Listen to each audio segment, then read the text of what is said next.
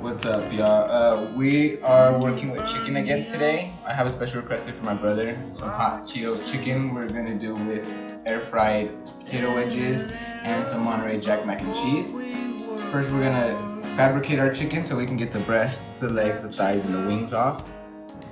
For the fabrication, it's essentially just breaking your chicken down. You're gonna get 2 breasts, or you should have 2 breasts, 2 legs, 2 thighs, 2 wings, and 2 tenders. The first thing you want to do is you want to locate your wishbone. Your wishbone will be right, your neck is right here, and your wishbone will be right here. If you rub your fingers along right here, you can feel the bone.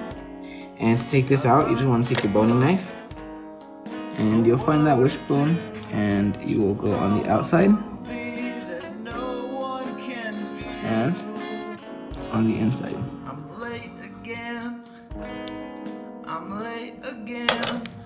Check that you make sure you get all the way around it and all the way down.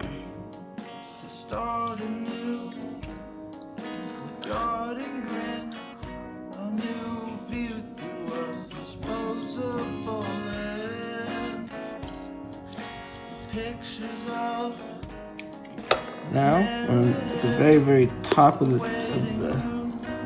where the wishbone is at, you can feel it, and you just want to wiggle it out.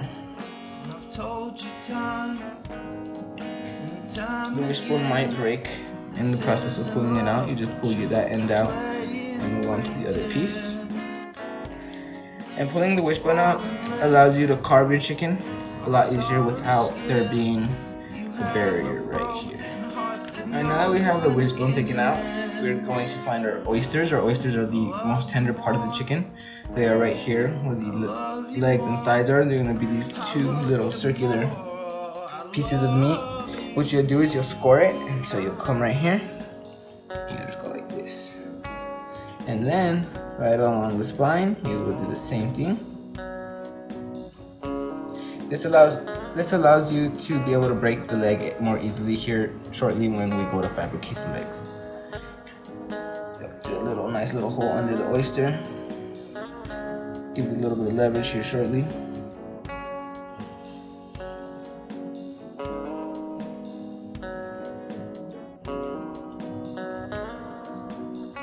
Right there, just about that much. And now you'll move on to the next one.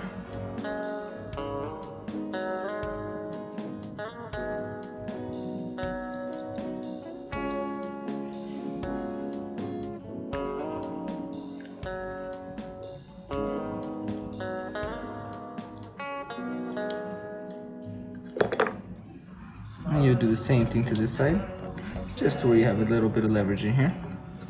You'll flip her over, and right here is where we'll start fabricating our legs.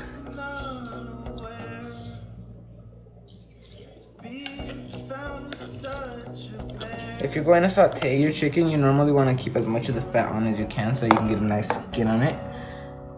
However, we're going to be frying it, so it really won't matter too much.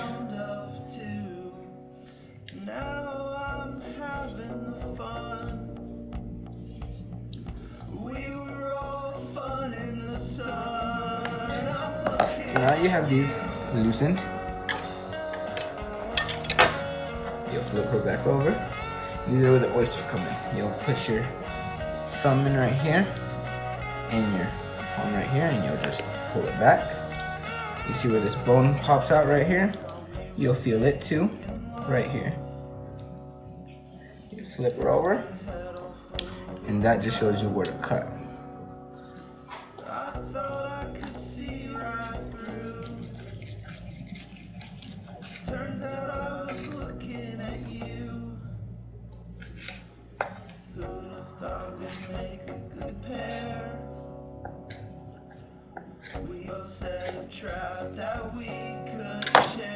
It will leave you with your thigh and your leg.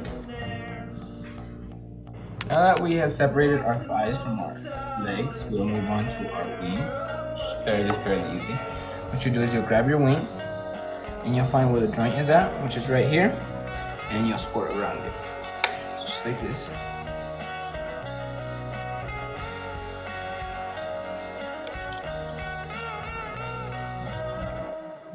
And if you would like, you could use the back of your blade just to move some of it around, move it off of the bone. I'm not afraid to love, I'm just afraid to lose. Your heart is like a cigarette. And then what you would do is you'll grab your bone, and as you did the thighs and leg, you'll just twist it.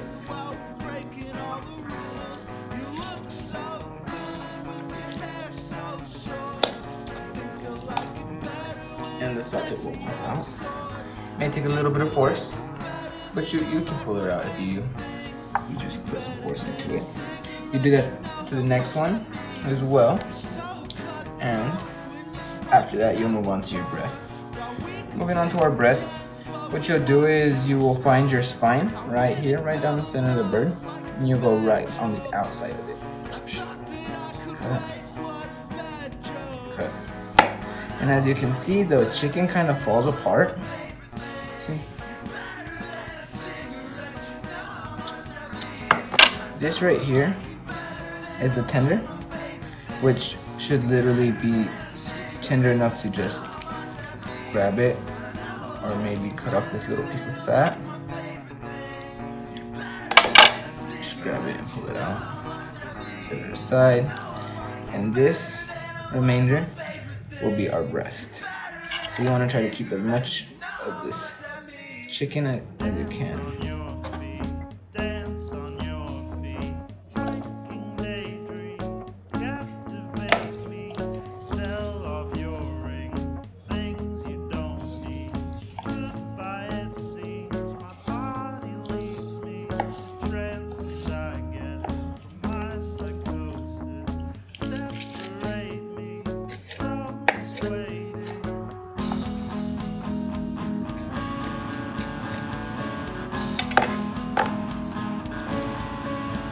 Breast will come out right here.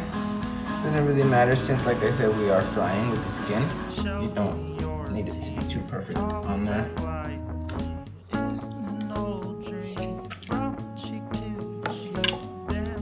Your breast should look. And you go to the next one. And for your carcass, when you're all done, you can use your carcass for chicken stock or a variety of other things. If not, you can just throw it away in the trash.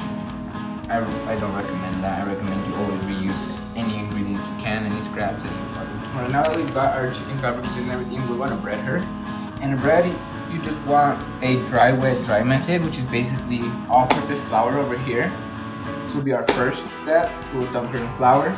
Then we'll go into our wet, which is just whole eggs that I whisked. And then we'll go into our final, which is just hot Cheetos puffs that I use my blender to get this consistency of the bread with. You'll grab your chicken and you'll go dry. And you'll get it nice and coated.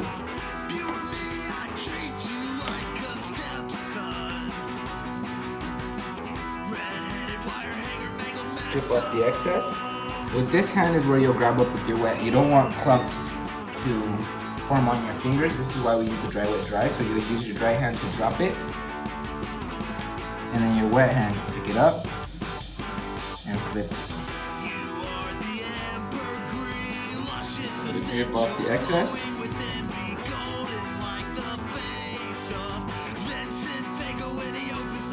Down to go into your breading. Use your dry hand and nice little coat on it.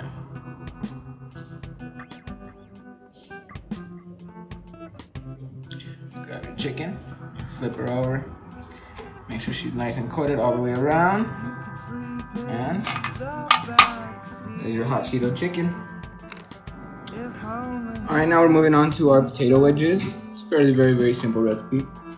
You grab your knife and your potatoes, you'll wash them and rinse them off. If you see any black, just cut it off.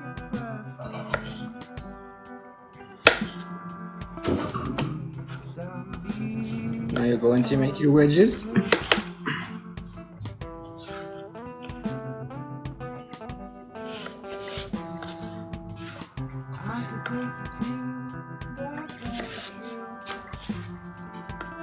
Now that we have our wedges chopped up, we are going to grab our seasonings. I use sea salt. I normally don't like using powdered spices. I prefer to use like garlic minced or something. However, with these I will use powders. So I use garlic powder, some parsley flakes, some black pepper, and some onion powder. Now we're gonna start adding our seasoning. We'll start off with our sea salt. Starches like to suck up a lot of the salt, so potatoes, you don't want to add too much salt, but potatoes do require a nice amount of salt. Garlic powder. A little layer. Onion powder.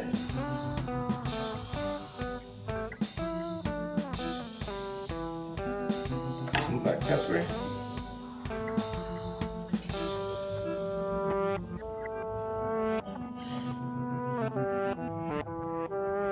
And a pinch of parsley flakes for now.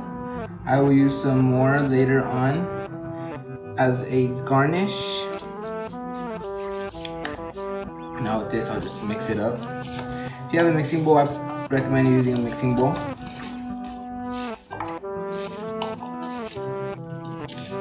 So now that all the seasoning gets all of them.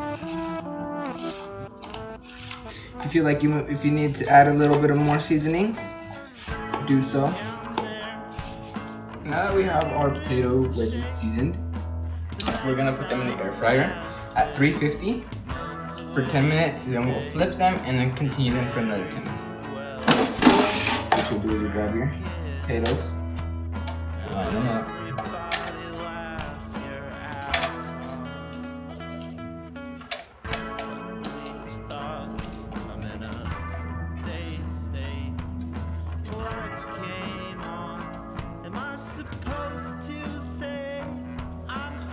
Don't overcrowd them, and then you'll stick them in. 10 minutes, flip them. Another 10 minutes, take them out, and they should be tender to the touch with the fork. You should be able to go right through them, and that's when you know they're